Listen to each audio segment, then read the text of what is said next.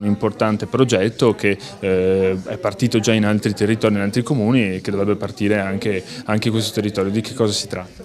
Si tratta di costruire un gruppo di famiglie che vadano nel tempo ad aiutare altre famiglie in difficoltà e famiglie che abbiano bambini e quindi che si promuova un'accoglienza all'interno della comunità fra famiglie che si fanno carico di chi ha bambini e chi incontra delle difficoltà legate alla vita quotidiana. Per esempio a volte abbiamo delle persone, abbiamo dei genitori che per motivi di lavoro non riescono ad accudire i bambini per alcune ore nel pomeriggio o al mattino o devono recarsi lontano da casa per delle visite, per dei controlli o per delle altre attività e non hanno nessuno a cui affidare i bambini. Avere un vicino di fiducia, avere un adulto di riferimento, un estraneo di fiducia rappresenta il punto di forza di questo progetto.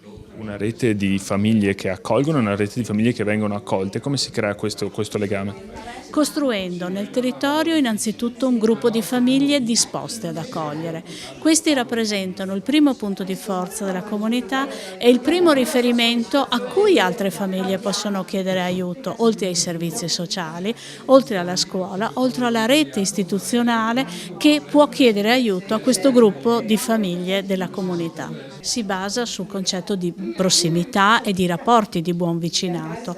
Ci sono famiglie che vivono contesti di solitudine, ci sono anche luoghi dove si vive ma non ci si conosce più, non ci si saluta, non ci si confronta.